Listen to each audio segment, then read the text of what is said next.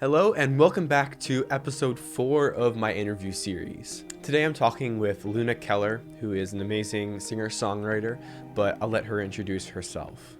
Hi, I'm Luna Keller. I'm a Spanish-German singer-songwriter. I'm I really want to rhyme that with streaming from her grandmother's cellar, because that's what I always say on my Twitch streams. But that's where I'm right now. I do indie folk singer, songwriter, folk pop music. Have been releasing songs since 2017. I play house shows. I've just toured this year, which has been really, really fun. And my main thing is really songwriting and connecting with music, with myself through music, and with other people through music. Awesome. So let's just start out with how you got into that in the first place, because I always think it's an interesting story for every musician. So what was like your first adventure into music? I mean, I guess my first adventure in a way, my mom, she was always singing in a choir. So when I was 8, I started going along and singing there. So it was kind of the beginning of everything, which translates now to me loving harmonies. Like I just recording my own vocals and recording harmonies. When I record demos, there's always like 20 tracks of harmonies and me and my guitar and nothing else. It's like, this is the beginning. So the choir has definitely been like the first thing. But my parents both make music, not professionally, but they would play like at friends' places and they would play covers and sing and play guitar. So they were always like, there were instruments in the house. My dad has a little studio and it would always be around. So at a certain point, I tried to play different instruments. I started with piano, but didn't have the patience, and then bass for like a year and didn't have the patience, and eventually I found guitar, and I think that was around when I was 14 where I realized, oh, I can write songs on this thing. That Yeah. is very exciting. And that was sort of the moment it clicked a little bit, because before that, music had been something I really enjoy, but I wasn't really aware of how much it meant to me and how much it was a part of me already.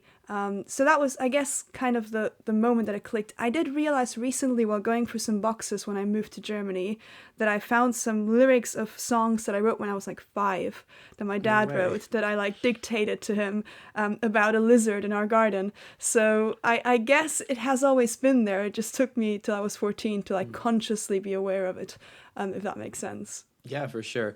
Well, I mean, the guitar famously is so good at bringing out ideas. I've gone through phases myself. I tend to write on the guitar or the piano, but past year or so it's been guitar because I find there's something so natural about it. I don't know if like did you ever write stuff on piano, or was it always guitar centric? It's interesting because I'm not a great piano player. Like, I know what the chords are, Same here though, which, yeah. which is helpful. And I just kind of use the piano as an extension when I don't want to follow the same patterns that I always follow.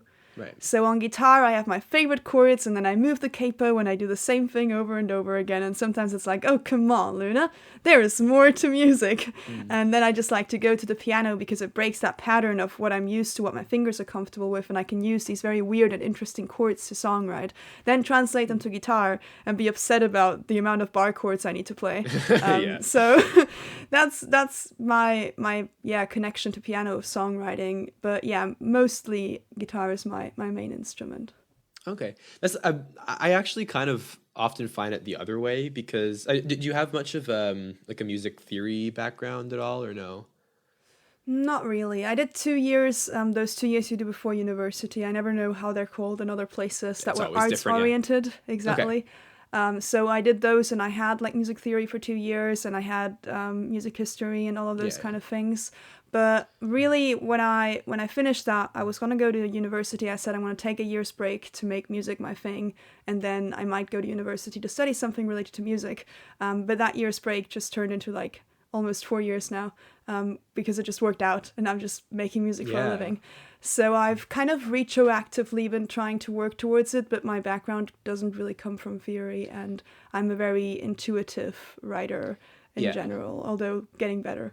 No, well, I don't even say that because like I think that's a blessing in disguise in a lot of ways when it comes to songwriting.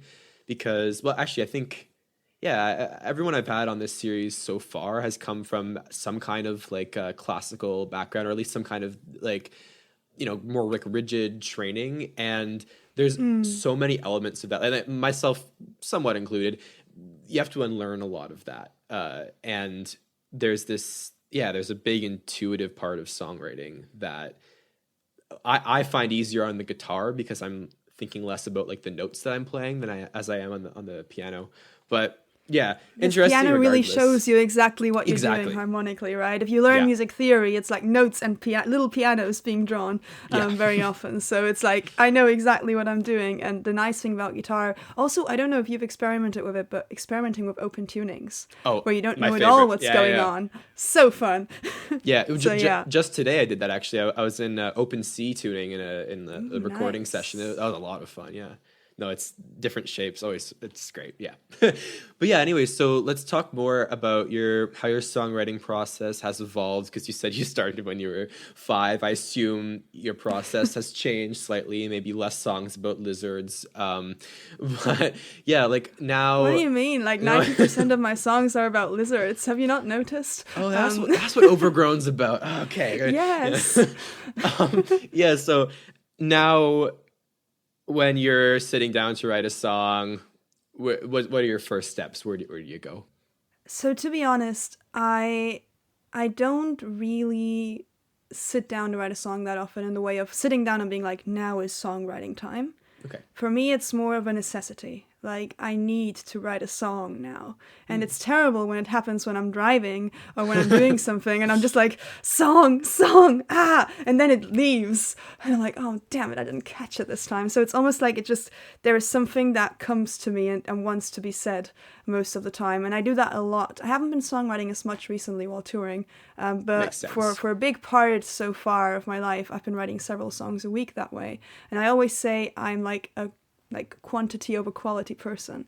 So I write loads of songs. Some of them are rubbish. Some of them are about lizards, and some of them are good. And then I'll just go back and I'll pick like the good ones out and come back to them.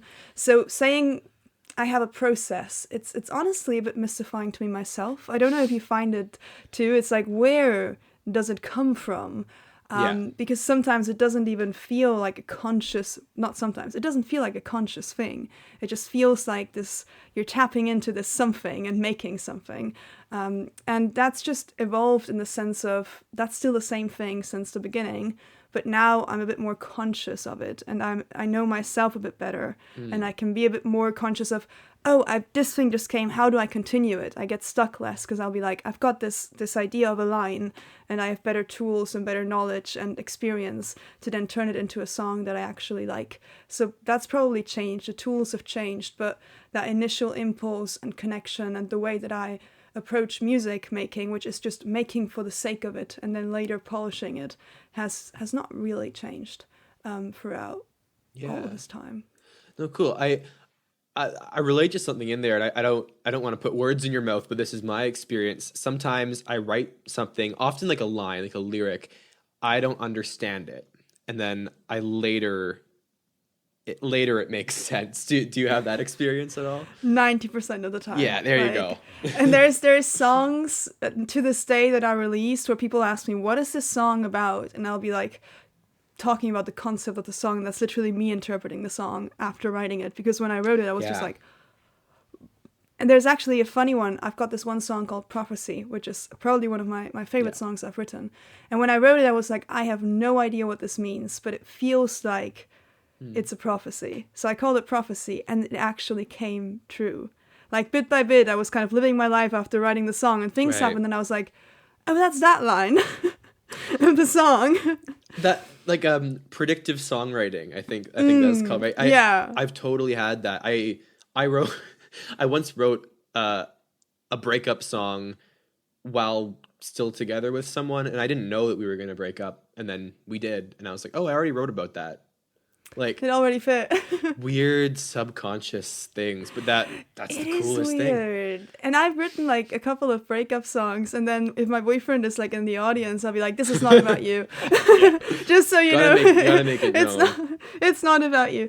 So far, so good. But yeah, no, absolutely. Many times I've had that where it's just kind of, it makes sense later. And my theory, I'm going to get into my theory of this now, is that our subconscious is tapping, we're communicating with our subconscious in a way while songwriting. So I think we're tapping into things that some part of us deep inside of us already knows, but that hasn't really reached the surface yet. So it's kind of scary and beautiful at the same time. And sometimes I will write songs, and I've kind of started to use this almost as a way of like little therapy with myself. It's like, how am I feeling? I don't know. Let's write a song. Then I listen to the song and I look at the lines and I'm like, oh, so that's what's going on inside of my head. Thank you, music. Music is awesome. But yeah. It can often be like the best way of understanding things that you wouldn't otherwise, which is so awesome. Like, yeah, it's such a deep connection and language, and I just feel so lucky. I genuinely don't know how I would deal with life and being a human being without the tool of music to process. And not just the one I write, also the one I listen to. I just think it's such a wonderful thing that we as human beings are capable of creating that and speaking that language with each other. It's just really nice. Yeah. We'll continue on this, but take a different angle on it. The music industry nowadays is complicated. People have different opinions on it. Like as an indie musician, you've done an excellent job in it, and there's so much that goes into it. Like right now, you're supposed to release a song every 4 to 8 weeks, and you're supposed to have this grueling promotion cycle for every song, and it's this artificial, in my opinion, artificial consistency that you need to always have as an artist. I don't know, how have you struggled with that, specifically as someone, I know you mentioned like the songs come to you, you can't force it out. Like, do you find that's unnatural? Has that been difficult to navigate? I mean, I never have a lack of songs. For me, the struggle is the other way around, in the sense of I've written over 400 songs at this point, and there's always so many songs that I want to record, but since I write much faster than I record, I feel like so many of them will never see the light of day, which is why I'm so glad that I have my song list on Twitch, and I like play these originals to people on Twitch, so I kind of have them alive. So it's not something that bugs me in that way of like, oh, the pressure of writing or making or takes away from that joy. Honestly, I think I used to be very worried about that. And also my dad has kind of been like a manager figure supporting me from the beginning. And I always hear his voice in my head of, oh, this should be done and this should be done. And I don't mean that in like a bad way. It's a good way, because he's really given me the tools to not just be like this butterfly artist, but also be a businesswoman and think of these things. But yeah, so I think that voice definitely thinks of that sometimes. It's like, oh, you haven't released anything in this long. But what I've realized recently is, honestly, all of those rules and like ladders to success and things that you should do, they won't guarantee anything. Yeah. There is no recipe to success. The world is not going to end if you don't release a song every 6 weeks.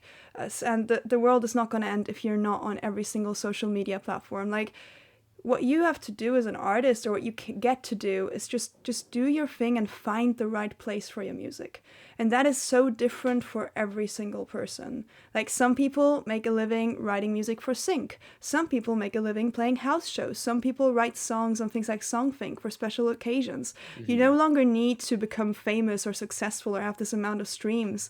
And in that way, I think it's a wonderful time to be an artist, because you can take that pressure off, which is really hard, because as an artist, you're like, this is a privilege. I need to work every waking hour and drive myself insane because I'm making a living from what I love. How dare I? But you do get to take that pressure off if you want to. And instead of saying, these are all the things that I need to do, which they can be great advice, and I'm not saying you should completely ignore them. Some things are really good to follow. You get to say, okay, what's my way? What's my path?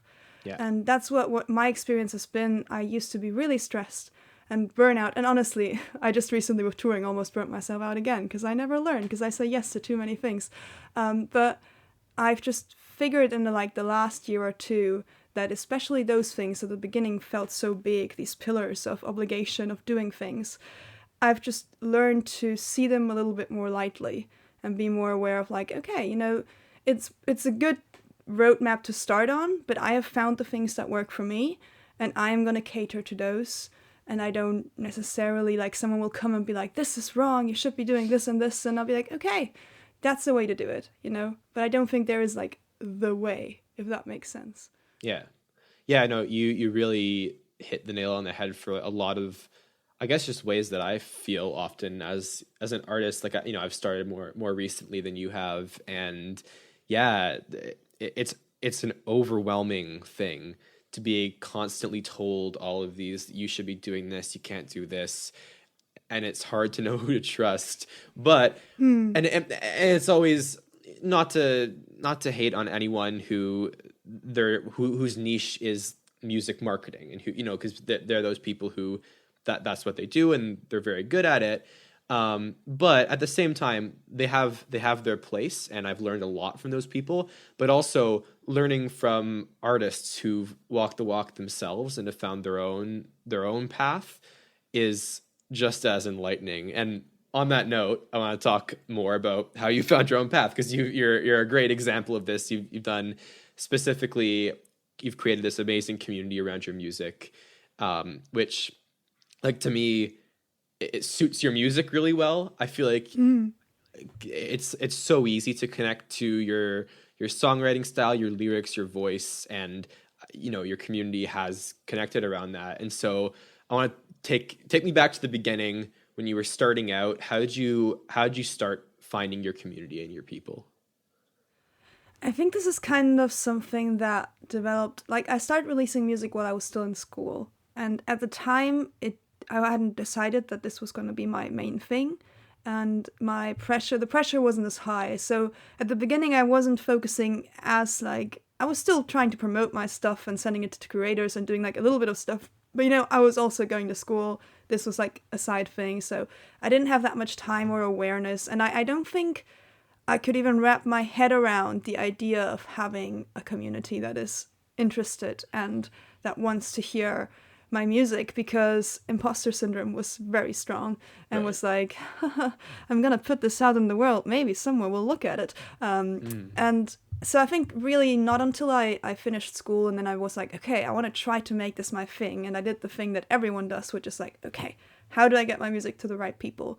And I cycled through things, social media, all the marketing strategies, signed up to courses by all these like marketing people, wrote like a person, went into the comment sections of similar artists and engaged with people and spent tons of time on all of that. And it didn't really work because it was a path, and for some other people it works. And I did get some nice connections from that, but it wasn't clicking exactly with who I am. And I think what I realized is that, we all kind of need to find what really is the core of what we make, I think. Yeah. So for me, I realized the word that is big for me is connection. What I really, really enjoy is connecting with people. I love having conversations like this one. I love knowing people I know. So I was like, okay, I'm going to try, instead of going into the conversation saying, here's my music, listen to it, listen to it, listen to it. I'm going to just go into the conversation and be like, hi, this is who I am. I make things, and I would love to get to know you too. Let's talk, and just approach people that are doing the things that I do and that love them. And just meeting other artists, doing my radio show, which has been like so wonderful. I've been doing for 2.5 years. Why doesn't everyone know these songs? Just featured a very brilliant songwriter on it, which is you. And just Well, thank you. loads of great artists on it. And like every month I would interview a different artist on the show, and I would connect to people, and the network keeps growing. A lot of my touring now, I've been staying and collaborating with artists and people that I've met that way. So part of my networking started with that. It started with, instead of asking, what can you do for me? I was asking, what can I do for you? I see you. I think what you do is lovely. And a lot of it was influenced also by this TED Talk by Amanda Palmer, The Art of Asking, which I don't know if you've seen. I've not seen the TED Talk. No, I love Amanda Palmer, but I haven't seen the TED Talk. It's brilliant. And she has this thing where she talks about when she was working as a living statue. And when someone threw money in, she would give them a flower and just look at them for a second. And she says the sentence, I see you, you see me, thank you. Which just feels so powerful to me. And it's actually something that's been really vivid on my journey touring this year. It really is about, I think, what clicked for me, and what was the first milestone for me to start building the community that I have now, was realizing that it is not about wanting many people to see me. It was about wanting to connect with people that are genuinely on my wavelength, and that, you know, create a space and surround myself with people that are wonderful and that I feel that are inspiring. And I have that now. I have the most incredible friends, and I know the most incredible artists and people, and my community is filled with incredibly kind and loving people, and I just feel so blessed. But all of that is just kind of the mindset thing. I guess what's a bit more interesting is to be like, what did you actually do, Luna? But hey, both very important parts, though. Yeah, but yeah, continue. True. I think I continued trying everything, and all of those things had like varying degrees of success, and one door kind of opens another, and I honestly couldn't really tell you. I wish I could tell you, like, then I decided to stream on Twitch and everything changed or something.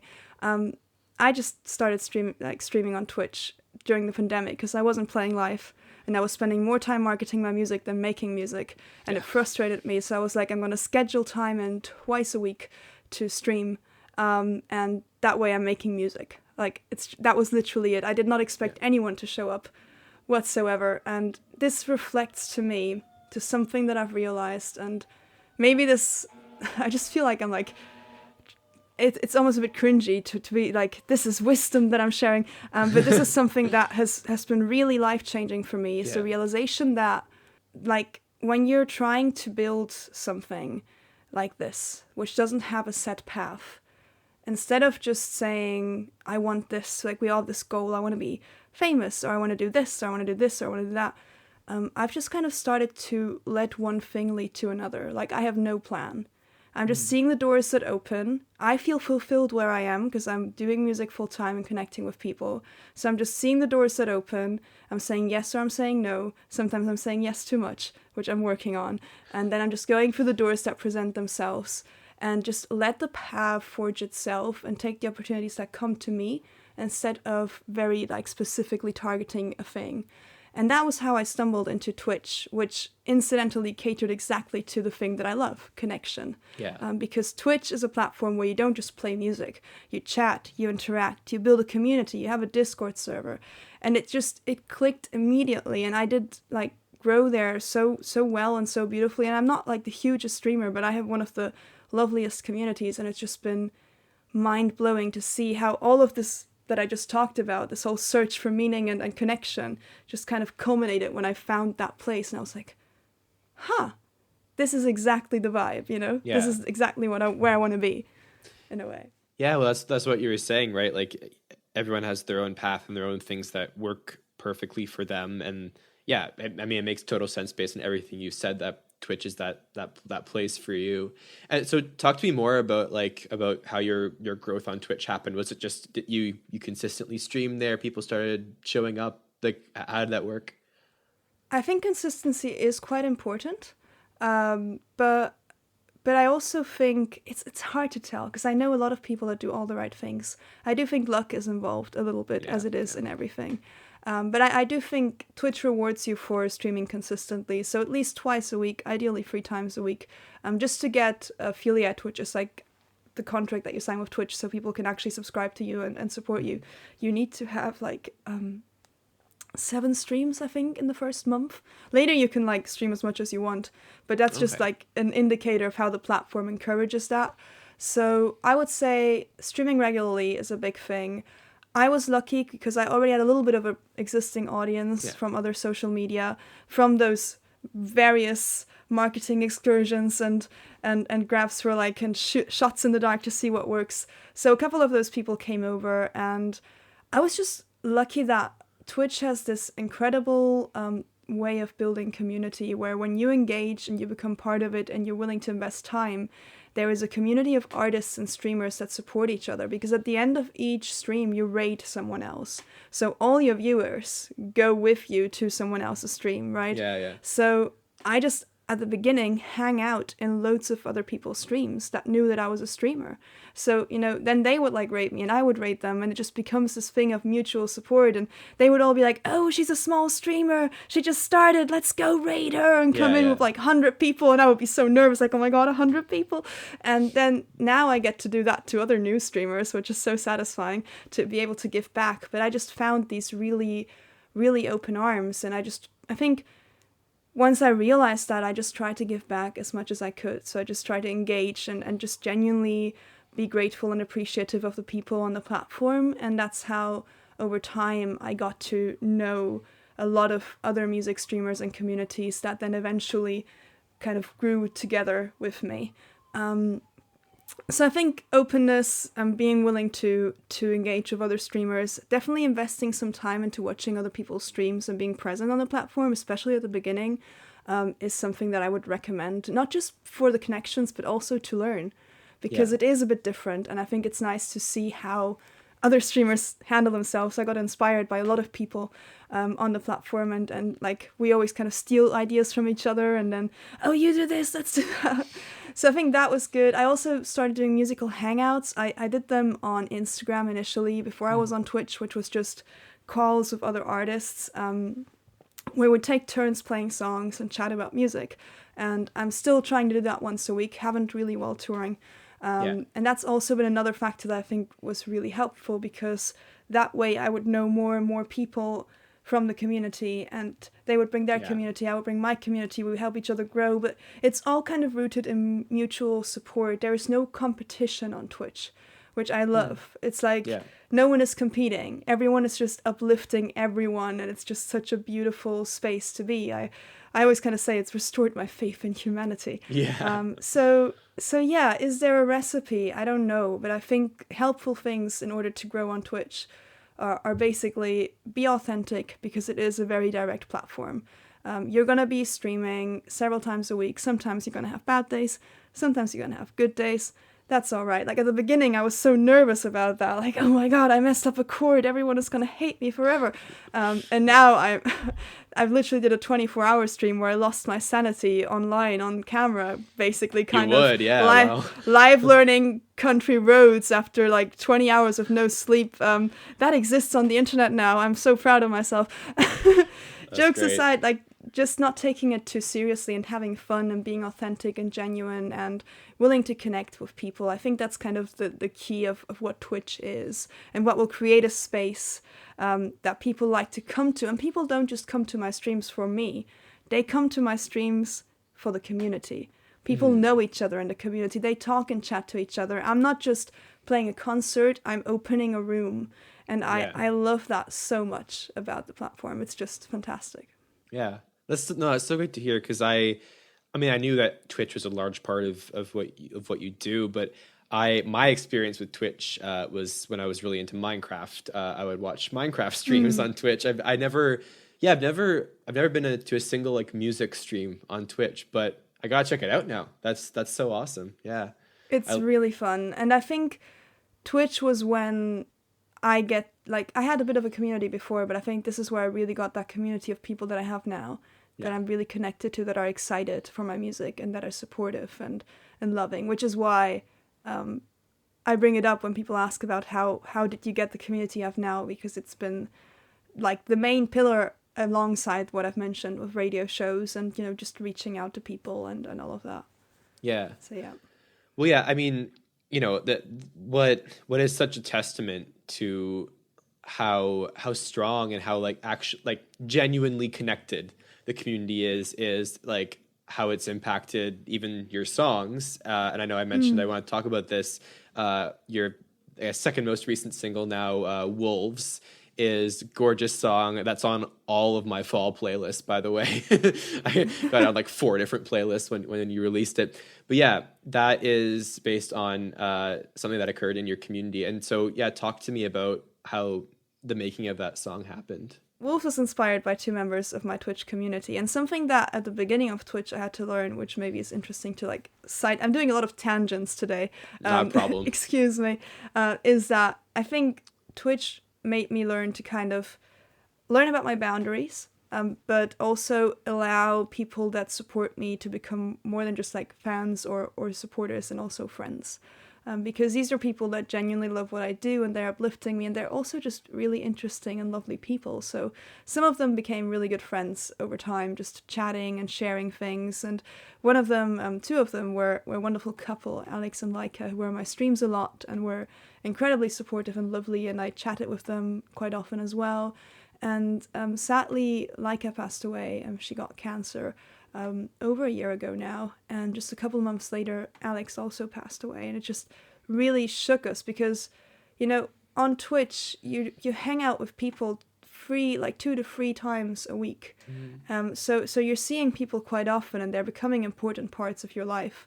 And so the whole community, not just me, we were grieving and just thinking, wow, we had this. They had such a light when they came into streams with these amazing people. And I remember I had just I'm in a long distance relationship with my boyfriend, and I just brought him to the airport, and I was just sad when Alex wrote me that Laika had passed away. So it was a very shitty day.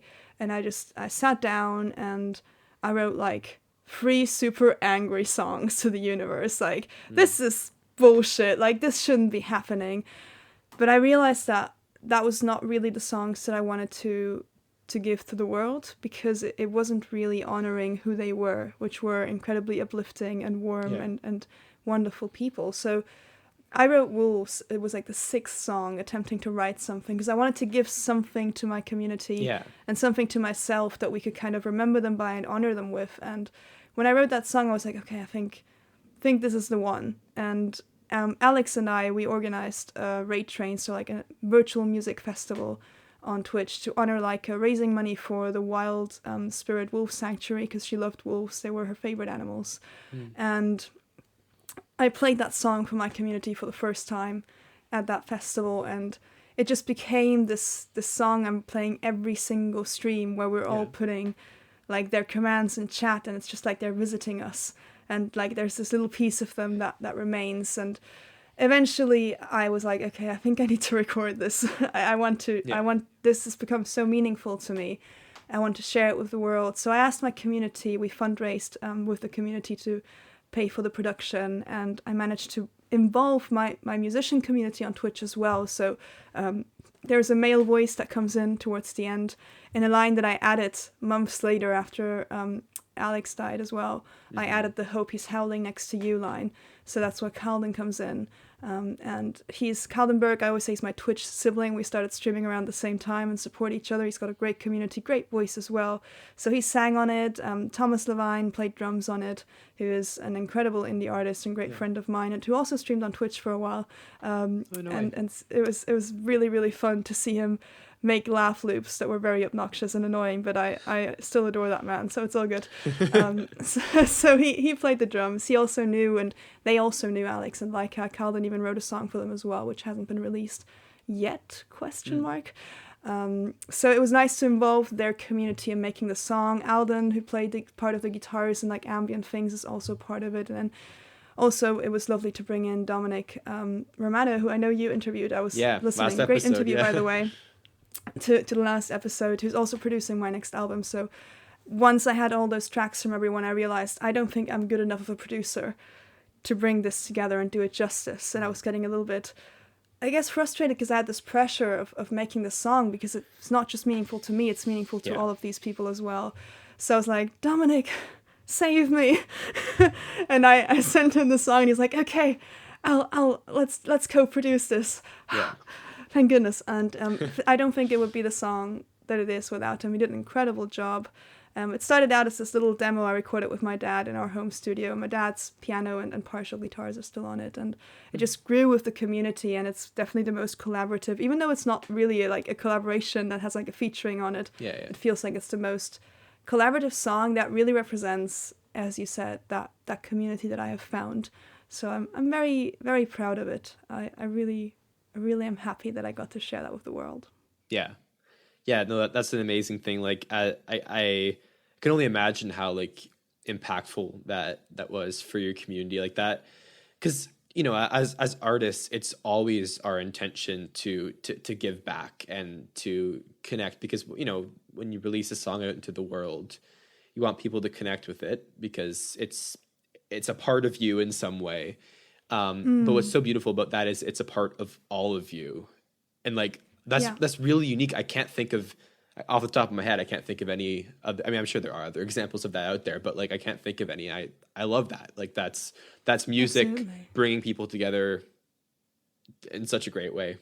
Yeah. It's got like several dimensions to it, because now I got an email 2 days ago. by someone who I don't know, who's not part of my community. It was like, hey, I'm currently grieving. I've lost someone, and this song is helping me so much, which really, really moved me. And I was just thinking, this is just such a wonderful representation, not just the people involved, this new layer, but now this story and this thing that we got to create together to comfort each other is comforting other people too. And music is, I've already said this is just me fangirling about music, the concept of music being the greatest thing ever. It's just so good. It is, yeah. But yeah, it's really, really powerful, and being able to create this song, as you said, with that very unique perspective of it not just being mine. I was in touch with my community. I shared updates on the production on stream. People gave feedback, so they were all a part of it, of making it. I was also in touch with Alex and like his family throughout it all, and they wrote me an incredibly sweet message when the song came out, which made me cry. And it was just so wonderful to feel like I'm not just making this song for myself, because I feel like a lot of the songs so far I've released are just kind of autobiographical, and even though I hope that they will move and support other people, and part of why I do music is because I know how powerful it can be supporting others. Yeah. It's just this other dimension of actually knowing that I wrote this song for people that I know and love, and it has become a pillar of support to them, and it's become what I wanted it to be, which makes me really happy. Yeah, that's awesome. So we're almost out of time to wrap up. You mentioned briefly your new album, and I don't know how much you can say about that, but in terms of sound, in terms of concept, if you got any little teasers of what it might be like, let us know. Yeah, so it's a concept album in the era where you're supposed to release a single every 6 weeks. Yeah, how dare I? It's a concept album around a struggle I had with my mental health. It's probably the most personal music that I've ever worked on. Dominic is producing it. It's the first time I'm not just producing it with my dad in my home studio, which is kind of really new. And it's called Ocean Inside of Me. And I'm very excited. I still have a couple of singles coming out before it. Probably mid to late next year, I'll start dropping songs. But it's more atmospheric. I guess Wolves is kind of a good indicator of the direction. It's a bit more indie folky and a bit more atmospheric than what I've done in my previous albums, which is the direction that I'm really excited about. So I hope you guys all enjoyed that conversation. I sure did. As always, I'm learning so much from these. Honestly, my biggest takeaway from this last one was just that point about how every musician has their own route in the industry.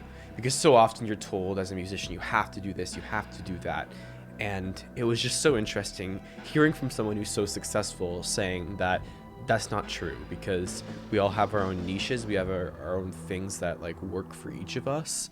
And, there's so many ways to discover that, and there's so many ways to be a musician. So that was my biggest takeaway. Let me know what your biggest takeaway was in the comments, because Luna's wise beyond her years. So that was an awesome conversation.